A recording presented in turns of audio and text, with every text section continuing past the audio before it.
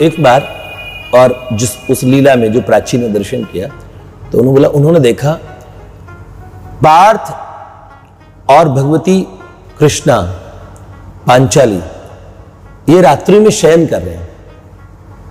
तो भगवती पांचाली पतिव्रताओं में एक है, आप कभी महाभारत पढ़िएगा, और पंचकन्याओं में तो है ही, अहिल्या, द्रौपदी, तारा, कुंतिश, मंदोदरी तथा कुंती ही के बाद में कौन? मंदोदरी।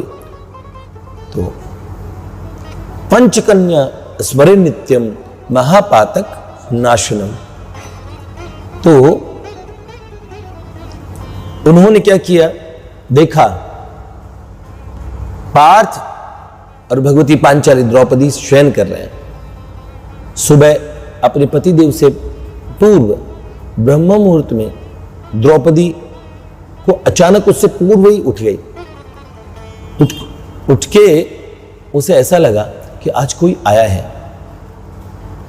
और तो शीघ्रता से चुपचाप उठ के जैसे वो बाहर निकल के उसे लगा कि कोई पाहुना आने वाला है, कोई अतिथि आने वाला है, ऐसे अपने शयन कक्ष से बाहर निकलती है। इतने में एक परिचारिका और दौड़ी हुई आती है, उन्हें कहती, महारानी,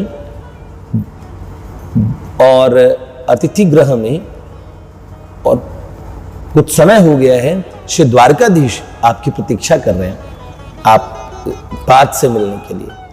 तो प्रतीक्षा कर रहे हैं। ओहो, उनके मन में बड़ा दौड़ के गई जरा देखने के लिए, तो प्यारे श्याम सुंदर को देखा। मैं बोले, मध्य रात्रि में आप आए तो आपको तो सीधा कक्ष तक आना चाहिए, आपको प्रतीक्षा, आपको जगवाना चाहिए था। बोलते, बोले नहीं, मैंने इशारे से कहा, मैंने मना किया। तो उन्होंने बोला, मैं उनको जगाती हूं।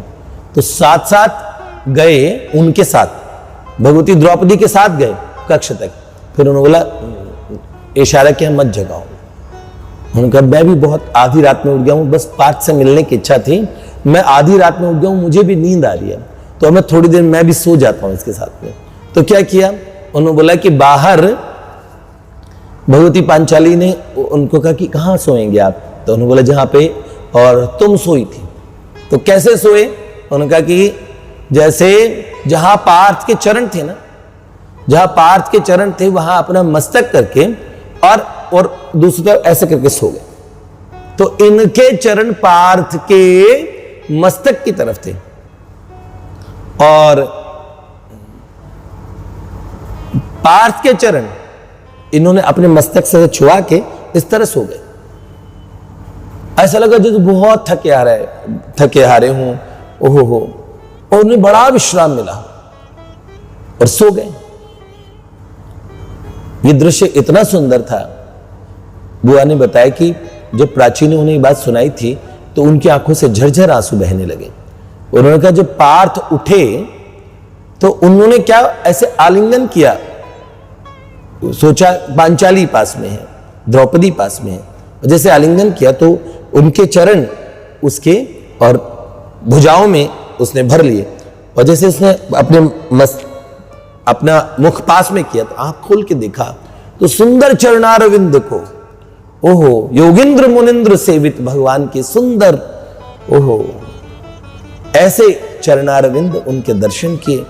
पार्थ विभोर हो गया, जैसे आंख खोल के उसने तेजी से देखा तो श्री कृष्ण शयन कर रहे थे, और उन्होंने पार्थ के और जो दोनों युगल चरण को अपने हृदय से छाती से चिपका के, और श्री ठाकुर जैसे शयन कर रहे हैं, पूरी घुंघराली अलकावली मुख पे आई हुई है, और बड़े प्रेम से जैसे अथाह प्रेम के सिंधु में और डूबे हुए हों।